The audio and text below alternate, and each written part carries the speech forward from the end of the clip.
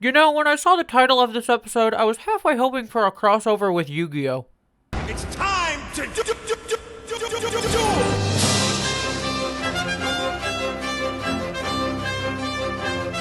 Hello interwebs, I hope you are all doing well, and welcome to my review of the Orville New Horizons Season 3, Episode 2, Shadow Realms. And as you may have already noticed, I am not coming to you with my face. I'm actually just spooky science fiction sound waves. Ooh, isn't it futuristic? I don't know why it's scary though, but there you go. Yes, anyways, as I mentioned last week, I am actually still recovering from my recent surgery. And you may actually hear that in my voice because currently my entire head is kind of like wrapped in a giant wrapping thing because the surgery was on my face.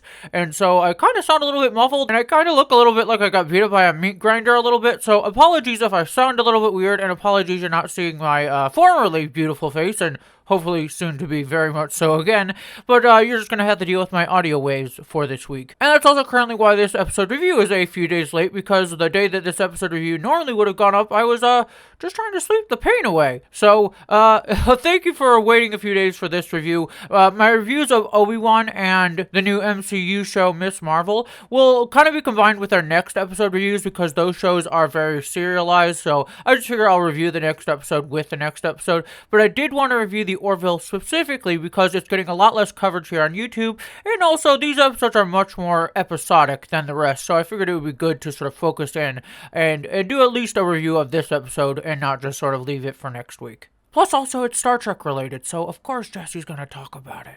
Anyways, enough about me. Let's actually talk about the Orville New Horizons. I'm not going to do my deep dive because, again, I'm still resting, but I'll kind of go through and just give my impressions about this episode overall, and we'll just sort of talk about it because I think there's actually a few interesting things to talk about with this episode, Shadow Realms. As many of you may have saw with my review of last week's premiere episode, I was actually incredibly impressed with the premiere of this season of the Orville, and it signaled to me that this show was starting to have a greater sense of maturity and trying to take a few more complicated risks with its storytelling. While I did have some concerns with how some of last week's story was handled, namely around the reversing of suicide in that, and I have complicated feelings about that, I really was excited to see what the season was going to do if this is what it was trying to say out of the gate.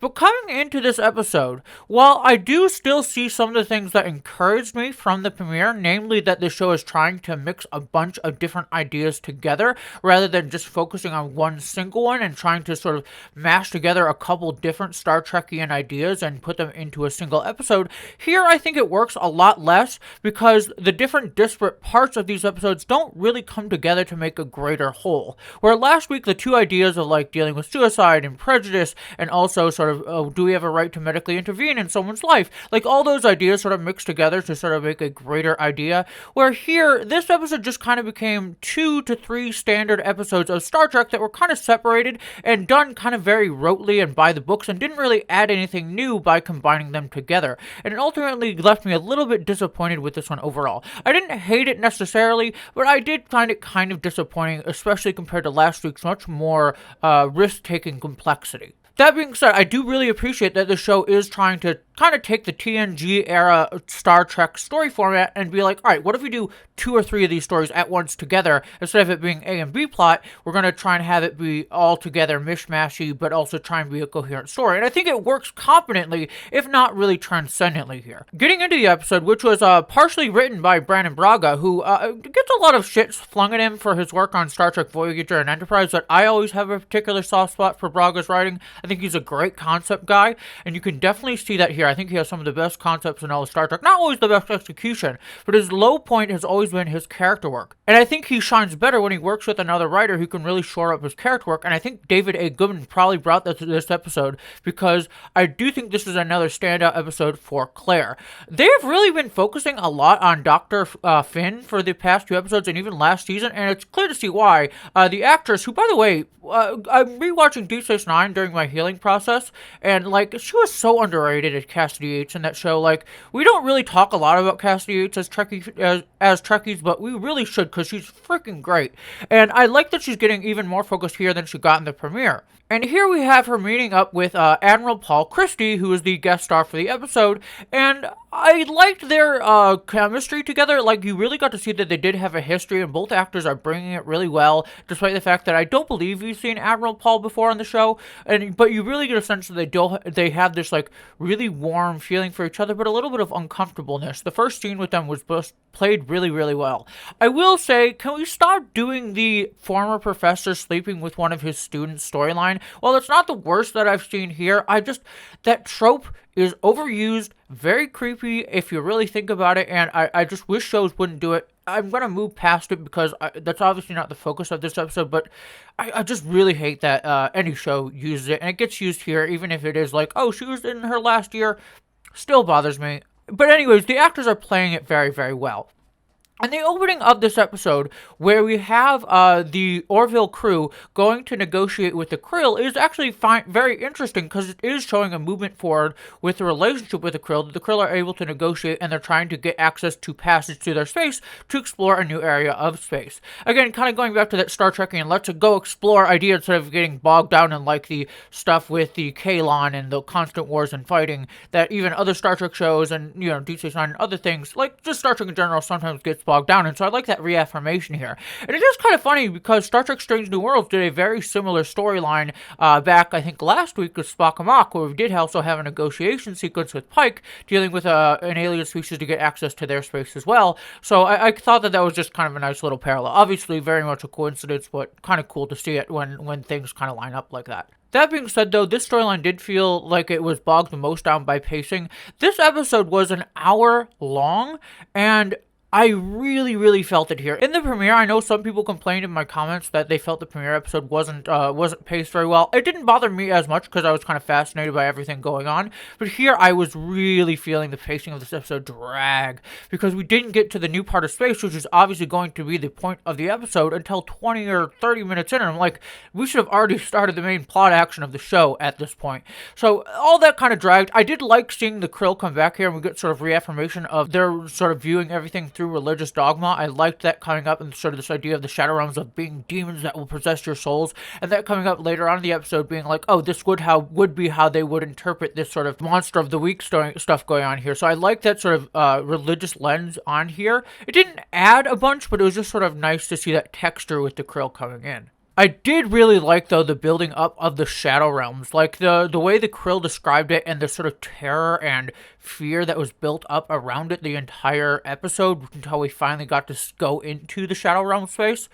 Wonderfully built up. I really loved all of that. There's the tension, the fear, the dread going into that, and then we finally get in there. There's no stars. It's kind of like the episode Night from Star Trek Voyager, or even Star Trek Discovery had a recent episode like that in season 4 recently too.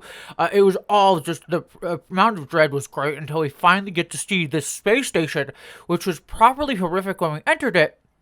But then once they get on it, it kind of lost that sort of terror. Like, we do get some more of it in a little bit, but I feel like it was just shot a little bit too plainly, and the characters weren't taking it as grand as the rest of the episode had taken it, so I feel like we lost a little bit there. And then when, of course, things go wrong, when Paul gets some spore sprayed on him, we're like, okay, this is clearly going to be the problem with the episode. And then from there, it kind of becomes a monster of the week standard plot that I've seen a bunch of times before. Like, I've seen this exact storyline of someone turns into a monster, they start taking out people on the ship, they start exposing other people to it on the ship, and the crew has to work together to stop them. I thought all of that, I'm not gonna lie, I just didn't find anything particularly unique about it. Not bad. The moments of terror were properly done, with Claire's kids sort of like going out into the mess hall and getting scared and everything were decently well handled. I do think it's a little bit forced that, like, okay, of course Claire's kids are going to be the ones in danger because we're going to be most scared for children, and then when a red shirt shows up who's going to be like, I'll protect you, of course he's going to die. It's just, again, it's very by the note, executed well, but very by the note. The things that do stand out about it, though, are two distinct things. One, the scene with Paul and Claire, really great when she puts his ring on his finger. They have one last moment together. I thought that was a good sort of goodbye. I wish we had seen this character more, or that he was going to continue further, because their relationship was great. So I do feel that his disposing of here reads a little bit too expected and doesn't do anything particularly new with it. But I think the actors handle it well and bring as much to it that they can with what limited space that they have, and it's pulled off ably.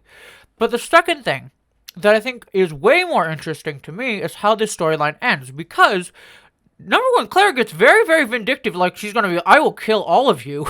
It was very much like Claire's like ready to murder these people very quickly, which I thought was kind of surprising. There's no even like thought of like, oh, maybe we can turn them back, maybe we can save them. It's like, nope, I'm gonna make a virus that's gonna murder them, we'll give them a chance to get off the ship, but other than that, they're all gonna die. And I was like, okay, well, guess we're not going to try and get our people back then. Not going to try to save your former husband, Paul, but whatever. It's okay. So I thought that was a little bit quick, but I do really like the idea that these monsters are going to come back and that they are intelligent. That it's not just they're like turned into these evil monsters that don't have any brains. They can talk, they can think, and they are coming back. That, I think, is what makes this episode in the long run worthwhile, because if these monsters do come back, if there is a greater story arc being planned with them, their setup here and the amount of terror that they have here works really well for me to be excited for them to return. So while nothing was particularly special in their setup and how they were executed this episode, I am excited to see them come back, because I think they can be more complicated down the road. So all of that was great. Oh, also, I should say the fight sequence here with the security officer, I forget her name. It was good. Decently well done for what the Orville is. And also Mercer, I think, is really, really good throughout this as well. I think I liked seeing Mercer sort of trying to inspire the crew earlier, but he's not a Picard. He's not a Pike even. He can't give like a great speech. He's just sort of like, we're going to get it done, and may the Force be with you. I could have done without the Star Wars reference. It's a little ha-ha on the nose joke. But the rest of it I thought was like a good way to distinguish him as an everyman captain. So I like that. The rest of it, all horror genre stuff.